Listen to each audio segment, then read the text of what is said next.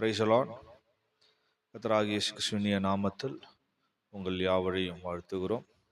இந்த ஈஸ்டர் நாளிலும் கூட கர்த்தருடைய வார்த்தையை கேட்கும்படியாக கர்த்தர் நம் யாவருக்கு உதவி செய்வாராக. நல்ல பிதாவையும் அருமையான சமூகத்துக்காய் துதிக்கிறோம். ஆண்டவர் எங்களோடு கூட இந்த காலை நேரத்திலும் பேசும், நல்ல வார்த்தைகளை வெளிப்படுத்தும், உடைய சத்தியங்களை எங்களுக்கு சொல்லித்தாரும்.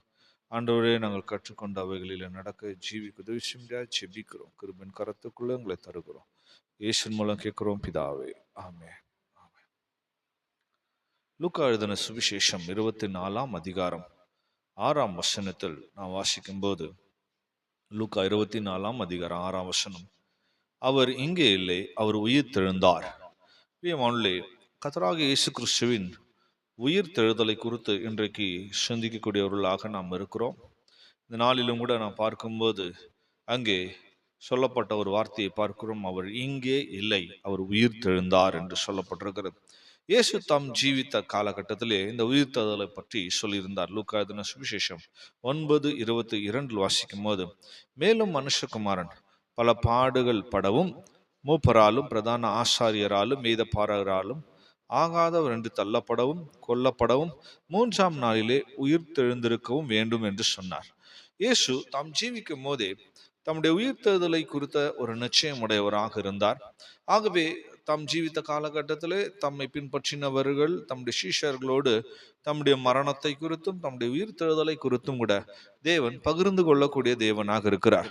பிரியமானவர்களே, இயேசு கிறிஸ்துவின் உயிர் தெழுதலை கூட பார்க்கும்போது சங்கீதக்காரன் அதை 16ஆம் சங்கீதம் 10ஆம் வசனம் சொல்லும் போது, என் ஆத்துமாவே பாதாளத்தில் விடீர், உம்முடைய பரிசுத்தவானை அழிவை காண ஒட்டீர் என்று படிக்கிறோம்.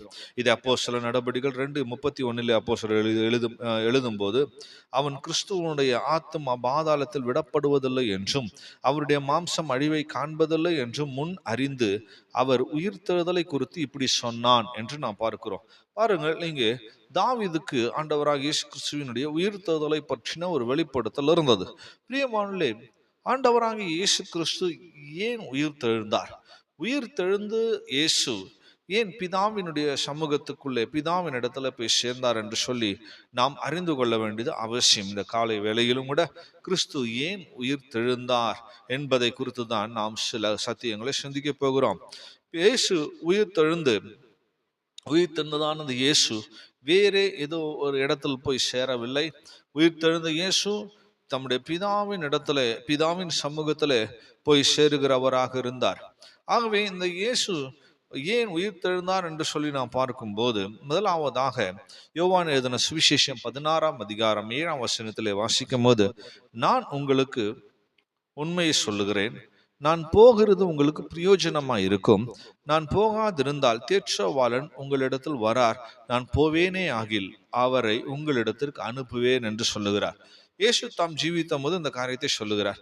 அவர் உயிர் தெழுந்து போவதினாலே தேற்றவாளன் இந்த பூமிக்கு அனுப்பப்படுவதாக சொல்லுகிறார். தேற்றவாளனை அனுப்புவதற்காக ஆண்டவராகிய இயேசு கிறிஸ்து உயிர் தெழுந்து போக வேண்டியது அவசியமாக இருந்தது. இந்த தேற்றவாளனை அவர் இந்த பூமிக்கு அனுப்பினார். இந்த தேற்றவாளன் இன்றைக்கு பூமியில் இருக்கிறபடினால்தான் அவரை விசுவாசிக்கிறவர்கள், அவரை பெற்றுக்கொண்டவர்கள் ஒவ்வொரு சந்தர்ப்பத்திலும் நாம் தேற்றப்பட்டு வருகிறோம். இந்த தேற்றவாளனை எதற்காக அனுப்பினார்? அவருடைய வேலை என்ன? யோவான் 14ஆம் அதிகாரம் 16ஆம் வசனத்திலே வாசிக்கும் போது, உங்களோடனே கூட இருந்து அந்த சத்திய ஆவியாகிய தேற்றவாளன் உங்களோட கூட இருக்கும்படியாக அவரை தந்தருளுவார் என்று சொல்லப்பட்டிருக்கிறது. ஸோ நம்மோடு கூட இருக்கும்படியாக அந்த தேற்றவாளனை அவர் தந்தார். நான் உங்களுடனே வாசம் பண்ணி உங்களுக்குள்ளே இருப்பதால் நீங்கள் அவரை அறிவீர்கள் என்று சொல்லப்பட்டிருக்கிறது.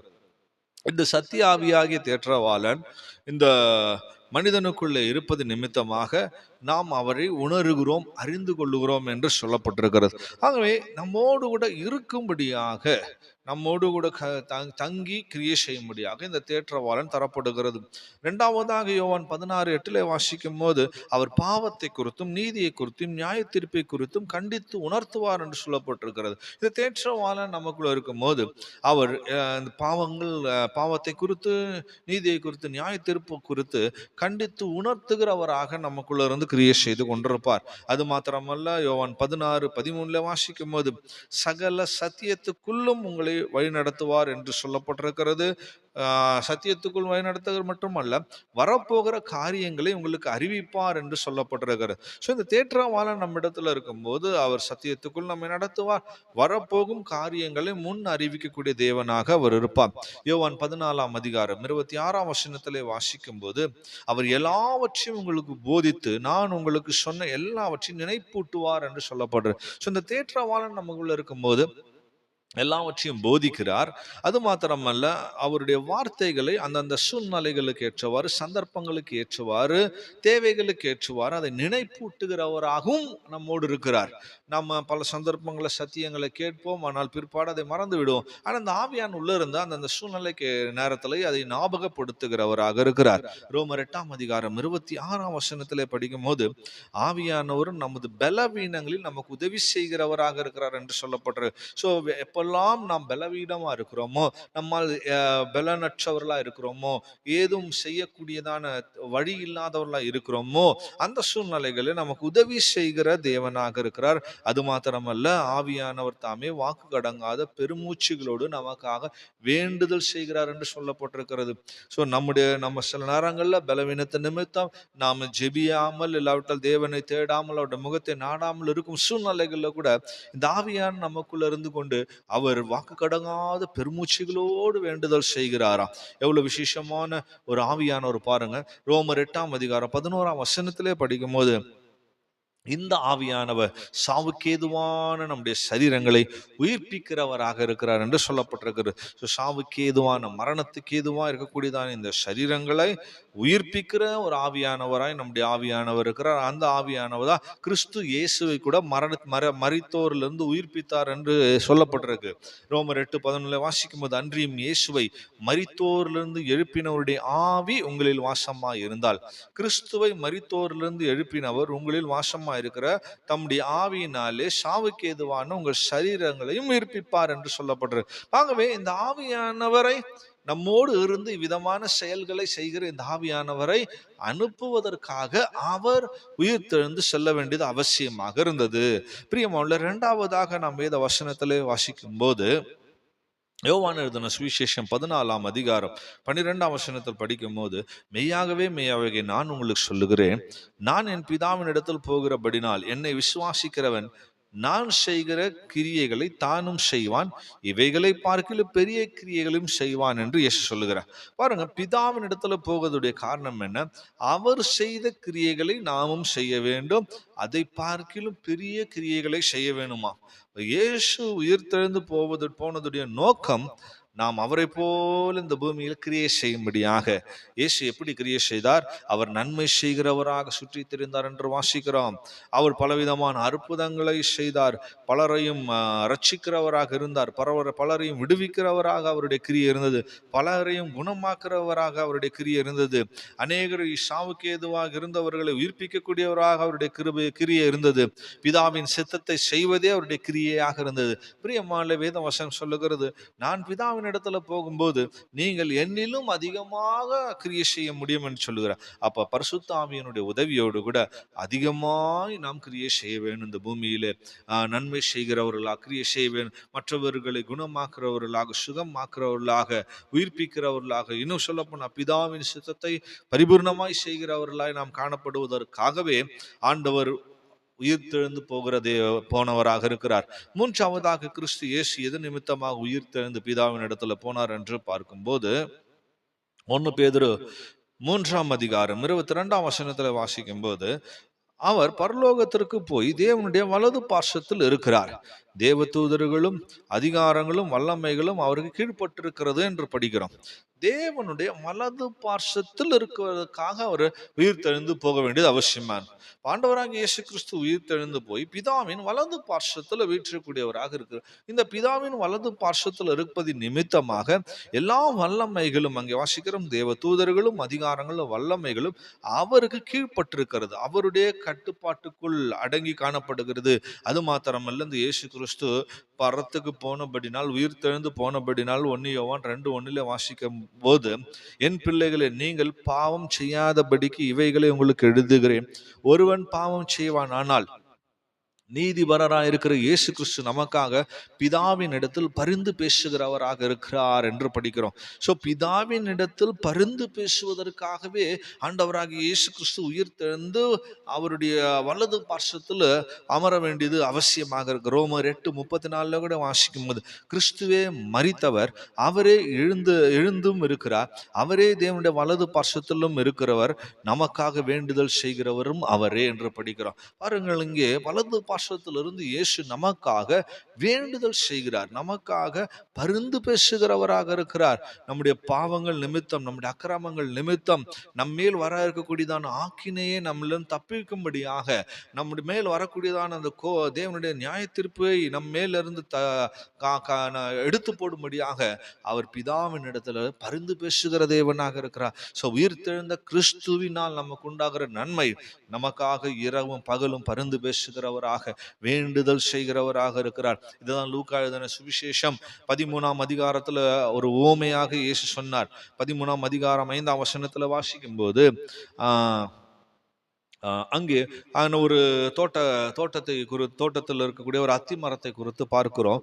அதை குறித்து வாசிக்கும் போது 5ஆம் வசனத்தில் படிக்கிறோம், அப்படியல்ல என்று உங்களுக்கு சொல்லுகிறேன், நீங்கள் மனம் திரும்பாமல் போனால் எல்லாரும் அப்படியே கெட்டு போவீர்கள் என்றார். 7ஆம் வசனம் வாசிக்கும், அப்போது அவன் தோட்டக்காரனை நோக்கி, இதோ 3 வருஷமா இந்த அத்தி மரத்திலே கனியை தேடி வருகிறேன், ஒன்றையும் காணவில்லை, இதை வெட்டி போடு, இது நிலத்தையும் ஏன் கெடுக்கிறது என்றான். தோட்டக்காரன் இப்படி சொல்லும் போது நாம் 8ஆம் வசனத்துல வாசிக்கும் போது அதற்கு அவன், ஐயா, இது இந்த வருஷம் இருக்கட்டும், நான் இதை சுற்றிலும் கொத்தி எரு போடுகிறேன் என்று அங்கே பரிந்து பேசுகிற ஒரு வேலைக்காரனாக, ஒரு தோட்டக்காரனாக அங்கே ஒருவர் காணப்படுகிறார். 9ஆம் வசனத்துல வாசிக்கும் போது, கனி கொடுத்தால் சரி, கொடாவிட்டால் இனி அதை வெட்டி போடலாம் என்று சொன்னார். அங்கு எஜமான இடத்துல அந்த தோட்டக்காரன் பரிந்து பேசுகிறதை பார்க்கிறோம். கனி கொடாத அந்த மரத்துக்காக. அதான் 5ஆம் வசனத்தில் வாசிக்கும், நீங்கள் மனம் திரும்பாமல் போனால் என்று சொல்லப்படும். ஸோ மனம் திரும்புதலுக்கேற்ற கனிகளை கொடுக்க வேணும். மத்தேயு 3:8 வாசிக்கிறோம். ஸோ அந்த மனம் திரும்புதலுக்கு ஏற்ற கனி கொடுப்பதற்காக இன்னமும் தோட்டக்காரனாகி அந்த கிறிஸ்து பரிந்து பேசிக்கொண்டே இருக்கிறார் எஜமான இடத்துல. பிரியமானவர்களே, நம்முடைய தேவனுடைய பரிந்து பேசுதல் நிமித்தமாக தான் இன்றைக்கும் நாம் தோட்டமாகிய கர்த்தருடைய சபையிலே காணப்படுகிறோம், கர்த்தருடைய ஊழியத்தில் காணப்படுகிறோம். கர்த்தர் நமக்காக பரிந்து பேசிக்கொண்டே இருக்கிறார். கனி கொடுக்காவிட்டால் வெட்டி போடலாம் என்று சொல்லி கொண்டிருக்கிறார். இந்த வருஷத்தில் ஆகிலும் கனி கொடுப்பார்கள் என்று சொல்லப்பட்டிருக்கு. ஆகவே ஒவ்வொரு வருடத்திலும் நாம் கனி கொடுப்போம் என்று நமக்காக பரிந்து பேசி இன்றைக்கும் நாம் நிற்பது கர்த்தருடைய இரக்கம், அவர் நமக்காக பரிந்து பேசுவதனாலே. பிரியமானவர்களே, கர்த்தராகிய இயேசு கிறிஸ்து உயிர் தெழுந்து பரம் போனது நமக்காக பரிந்து பேசுவதற்காக. 4ஆவதாக நாம் வேத வசனத்திலே வாசிக்கும் போது யோவான் எழுதின சுவிசேஷம் 14ஆம் அதிகாரம் 2ஆம் வசனத்திலே படிக்கும் போது 2:3 படிக்கும் போது அங்கே சொல்ற, என் பிதாவின் வீட்டில் அநேக வாசஸ்தலங்கள் உண்டு, அப்படி இல்லாதிருந்தால் நான் உங்களுக்கு சொல்லி இருப்பேன், ஒரு ஸ்தலத்தை உங்களுக்காக ஆயத்தம் பண்ண போகிறேன், நான் போய் உங்களுக்காக ஸ்தலத்தை ஆயத்தம் பண்ண பின்பு நான் இருக்கிற இடத்துல நீங்களும் இருக்கும்படி நான் மறுபடியும் வந்து உங்களை என்னிடத்தில் சேர்த்துக் கொள்வேன் என்று சொல்லுகிறார். இங்கே ஆண்டவராகிய இயேசு கிறிஸ்து உயிர் தெழுந்து போவதற்கான நோக்கம், பிதாவின் வீட்டில் அநேக வாசஸ்தலம் உண்டு, அதில் ஒரு ஸ்தலத்தை உங்களுக்காக ஆயத்தம் பண்ண போறேன். ஸோ இயேசு கிறிஸ்துக்கு பிற்பாடு இருக்கக்கூடியதான புதிய ஏற்பாட்டு காலத்தின் சபைக்காக ஒரு ஸ்தலத்தை தேவன் ஆயத்தம் பண்ணுகிறார். அது மணவாட்டி சபை என்று சொல்லுகிறோம்.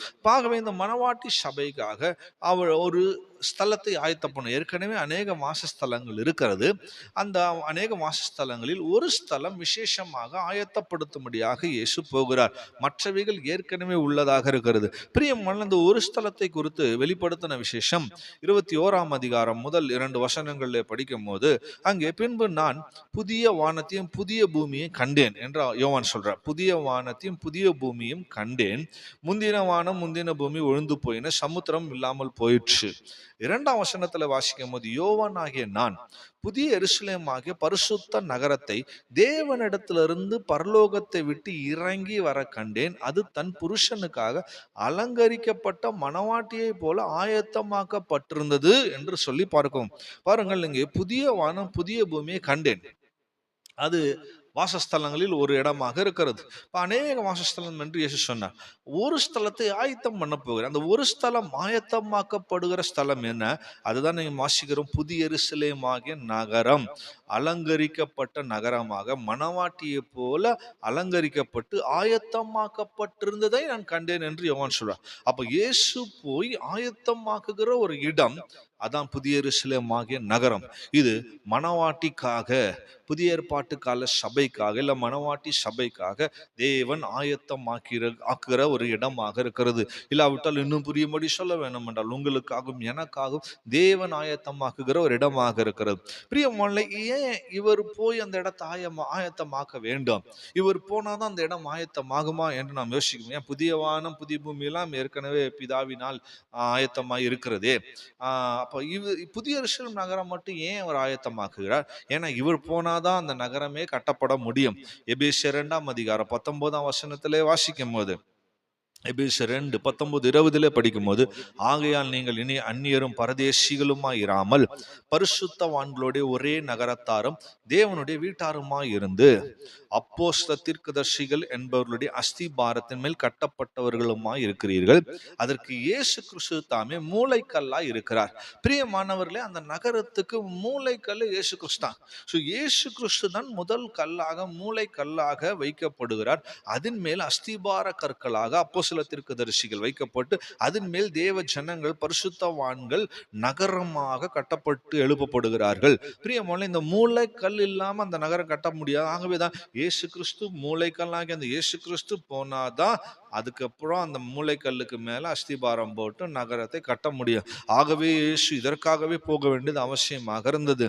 ஆகவே இந்த நகரத்துக்குள் போகிறவர்கள் யார்? இயேசு கிறிஸ்து போய் இருக்கிறார். அவருடைய அப்போஸ்தலர் தீர்க்கதரிசிகள், அதோடு கூட பரிசுத்தவான்கள் ஒரே நகரத்தாரா இருப்பார்கள் என்று சொல்லப்பட்ட பரிசுத்தவான்களை வைத்து கட்டுகிறார். அதான் 21 வெளிப்படுத்தல படிக்கும் போது, தீட்டுள்ளதும் அருவருப்பையும் பொய்யும் நடப்பிப்பதும் ஆகிய ஒன்றும் அதில் பிரவேசிப்பதில்லை.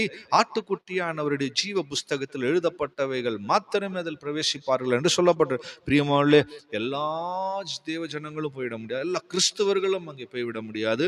ஆட்டுக்குட்டியானவருடைய ஜீவ புஸ்தகத்தில் பேர் எழுதப்பட்டிருக்க வேண்டும். அந்த ஆட்டுக்குட்டியாண்டு ஜீவ புஸ்தகத்தில் பேர் எழுதப்படுவது மட்டுமல்ல, தீட்டுள்ளதும் அருவெறுப்பானதும் பொய்யை நடப்பிக்கிறதும் உள்ள போக முடியாது. அப்ப தீட்டுள்ளவர்கள் உள்ளே செல்ல முடியாது. அருவருக்கத்தக்க கிரியைகளை செய்கிறவர்கள் போக முடியாது.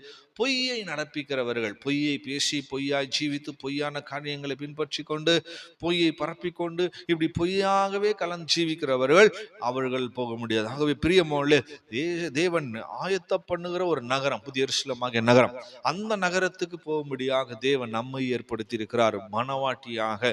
பிரியமானவர்களே, இந்த உயிர் தெழுந்ததான இந்த நாளிலும் கூட இயேசு கிறிஸ்து உயிர் தெழுந்ததுடைய நோக்கம் நிறைவேறும்படியாக நாம் நம்மை ஒப்பு கொடுக்க வேணும். பிரியமானவர்களே, அவர் நமக்காக பரிந்து பேசுவதற்காக போயிருக்கிறார். அவர் நமக்காக தேற்றவாளனை அனுப்புவதற்காக போயிருக்கிறார். அது மாத்திரமல்ல, அவர் உயிர் தெழுந்து போனதுடைய நோக்கம், அவர் நம்ம இன்னும் அவரை பார்க்கிலும் பெரிய கிரியைகளை செய்ய வேணும், அதிகமாக கிரியை செய்ய வேணும், பிரயாசப்பட வேணும் என்று சொல்லி போயிருக்கிறார். அது மாத்திரமல்ல, அவர் நமக்காக ஒரு ஸ்தலத்தை ஆயத்தம் பண்ண போயிருக்கிறார். அந்த புதிய எருசலேமாகிய நகரத்தை ஆண்டவர் ஆயத்தம் பண்ணும்படியாக போயிருக்கிறார். அதற்கு ஒரு மூளை கல்லாக அந்த இயேசு கிறிஸ்து அவர் போக வேண்டியது அவசியமாக இருந்தது. பிரியமானவர்களே, கிறிஸ்துவின் உயிர் தெழுதலை குறித்ததான விளக்கத்தை நாம் புரிந்து கொண்டோம். நம்மை கூட முற்றிலுமாக அதை ஒப்பு கொடுப்போமாக. அந்த அவர் உயிர் தெழுந்து போனதுடைய நோக்கம் நமக்குள்ளே நிறைவேறும்படியாக, அது நம்முடைய ஜீவியத்தில் நிறைவேறும்படியாக நம்மை தாழ்த்துவோமாக. அன்பான தெய்வமே, உடைய சமூகத்துக்காக ஸ்தோத்திரம். இன்றைக்கு கேட்டதான நம்முடைய வார்த்தைகளின்படி, சத்தியத்தின்படி கர்த்தரை நடத்தும்படியாக ஜெபிக்கிறோம். ஆண்டவரே, நீ உயிர் தெழுந்து போனதுடைய நோக்கத்தை நாங்கள் விளங்கி கொண்டு, ஆண்டவரே, அதுக்கு முற்றிலுமாக எங்களை ஒப்பு கொடுத்து ஜீவிக்க, ஆண்டவரே, உங்களுடைய உயிர் தேர்தலின் நோக்கம் வீணாகாதபடிக்கு எங்களை பாதுகாத்து கொண்டு மனவாட்டியாக மாறி அந்த ராஜ்யத்திலே நாங்கள் காணப்பட கர்த்தர் உதவி செய்யும்படியாக ஜெபிக்கிறோம். கிருபையின் கரத்துக்குள்ளே எங்களை தாழ்த்துகிறோம். காத்துக்கொள்ளும் இயேசுவின் மூலம் கேட்கிறோம் பிதாவே, ஆமென்.